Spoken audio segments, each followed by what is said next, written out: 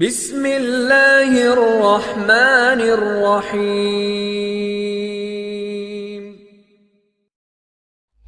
کہ ترغیب کا علم یہ ہر نبی کو دیا تاکہ لوگوں کو ترغیب دے کہ اللہ تعالیٰ نے تمہارے لیے کیا کیا تیار کیا ہے، اللہ تمہیں تمہاری اطاعت اور عبادت پر کیا کیا دینے والے ہیں۔ ترغیب کا علم یہ ہر نبی کے پاس آیا، رسول صلی اللہ علیہ وسلم کے پاس بھی آیا، آپ نے خوب ترغیبیں دی ہیں جی ہاں کہ اللہ یہ دینے والے ہیں، اللہ یہ کرنے والے ہیں، اللہ اس طرح تمہارے حالات کو بنائیں گے، تمہارے عمل پر یہ حالات ہو جائیں گے وغیرہ وغیرہ۔ فضائل تاکہ لوگوں میں اس کی رغبت پیدا ہو جائے۔ دوسرا طریقہ ان کو مانوس کرنے کا وہ انبیاء کرام علیہ الصلوۃ والسلام کے اخلاق، ہمدردی، ان کی ناشائستہ حرکتوں پر صبر کرنا، یہ دوسری چیز ہے جو ان کو مانوس کرتی ہے۔ رسول صلی اللہ علیہ وسلم چونکہ سب سے اشرف اور اعلیٰ انبیاء کرام میں، آپ کو اللہ تعالیٰ نے اخلاق کا سب سے اونچا معیار دیا گیا، کیونکہ آپ کے سامنے جو جہالت تھی، جاہلیت تھی، وہ بھی بہت پکی تھی،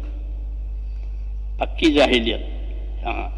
کتنے صدیاں گزر گئی تھی اس جاہلیت پر، تو جاہلیت کا توڑ اس کے سوا نہیں ہو سکتا تھا کہ اچھے اخلاق کے ساتھ ایک بات چلائی جائے، اس کی وجہ سے جاہلیت کٹی جی ہاں، اور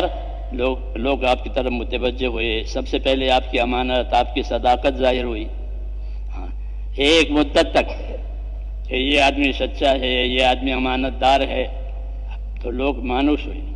پھر آپ صلی اللہ علیہ وسلم نے اپنی دعوت رکھی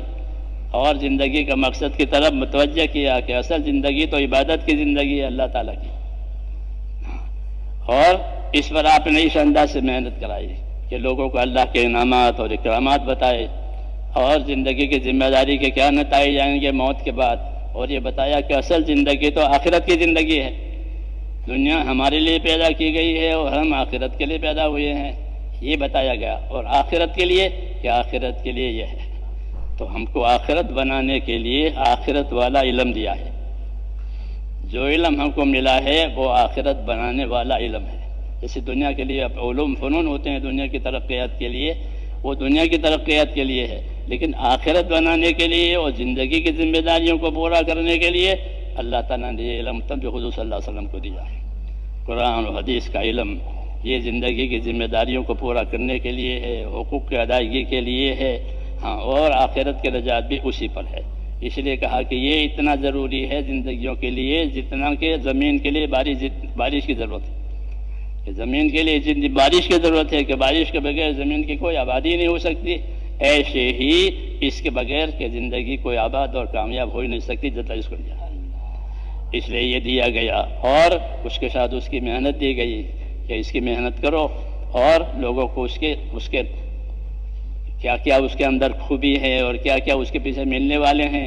انعامات اللہ تعالیٰ کے، اس کی ترغیب جی ہاں۔ تو اس طرح یہ کام ہو تو لوگوں میں دھیرے دھیرے اس کی طلب پیدا ہوئی، یہاں تک کہ پھر یہ طلب بڑھ گئی جو اس کی محنت ہوئی، اور لوگ خوب اس کے طالب ہوئے جی ہاں، اور اپنی طلبوں سے بڑے بڑے علوم حاصل ہوئے، اللہ تعالیٰ نے کامیابی دے دی۔ کہ بے طلب ماحول تھا، اب بعد میں اس میں طلب آ گئی، اور پھر اللہ تعالیٰ نے اس کو انجام تک پہنچایا۔ تو اس لیے ہماری زندگی کی ذمہ داری ہے کہ یہ ایمان اور علم، یہ دو ہماری زندگی کی بنیادیں ہیں، اور یہ ایک مشترک امانت ہے، اس میں خود بھی اپنے آپ کو قائم رکھنا ہے، اور دنیا میں یہ چیز چلے اس کے لیے ہمیں محنت کرنی ہے۔ تو اس محنت کے لیے یہ ایک محنت اللہ نے ہم کو یہ بھی ایک محنت دی ہے، یہ محنت چلتی ہے تو لوگوں کی زندگیوں میں تبدیلیاں آتی ہیں، آخرت کی طرف شعور اور دھیان بڑھ جاتا ہے، اور پھر وہ اپنی زندگی کی ذمہ داریاں پوری کرنے کے لیے سیکھتے ہیں یا جاننے والوں سے پوچھتے ہیں۔ طلب کی علامت ہے کہ سیکھے یا جاننے والوں سے پوچھے، تو یہ بات پیدا ہو گئی۔ چنانچہ اب لوگ ان مسائل کو اور دینی باتوں کو طلب کی وجہ سے پوچھنے لگے، اگرچہ یہ 100% نہیں ہوا ہے، لیکن اللہ کا بہت فضل ہوا کہ پھر بھی بہت ایک مقدار میں بڑی طلب پیدا ہو گئی ہے۔ اس لیے اللہ تعالیٰ نے ہم پر یہ کرم کیا ہے کہ ایک تو ہم کو علم دیا ہے، اور علم کے ساتھ ہم کو اس کی دعوت اور محنت دی کہ حضور صلی اللہ علیہ وسلم نے اپنے تمام علوم کو دعوت کے ساتھ جوڑا ہے،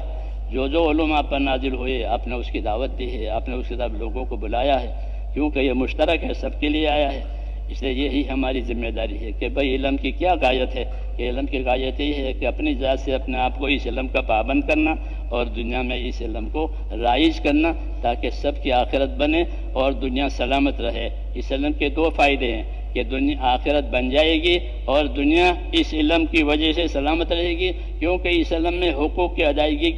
کی ہدایت ہے کہ اس علم کے ذریعے سے حقوق ادا ہوں گے۔ ظاہر بات ہے کہ جب حقوق ادا ہوں گے تو کوئی فساد نہیں ہوگا۔ فساد ہوتا ہے وہ حقوق کی پائمالی کی وجہ سے ہوتا ہے۔ جب حقوق کی پائمالی نہیں ہوگی تو پھر یہ آباد ہو جائے گی۔ اس لیے حضور صلی اللہ علیہ وسلم کی تعلیم کے ذریعے سے لوگ بھائی بن گئے، اور یہی آپ کی رہبری بھی تھی، کونوا عباد اللہ اخوانا، اللہ کے بندے رہو، آپس کے بھائی رہو۔ تو اللہ کی بندگی کا حق بھی ادا کرنا ہے، آپس کی بھائی چارے کا حق بھی ادا کرنا ہے۔ اس کے لیے اللہ تعالیٰ نے ہمیں یہ علم دیا ہے، یہ اپنی ذات سے سیکھنا بھی ہے، اور دوسروں میں اس کی اس لیے محنت کرنی ہے تاکہ وہ بھی اس کو حاصل کرے۔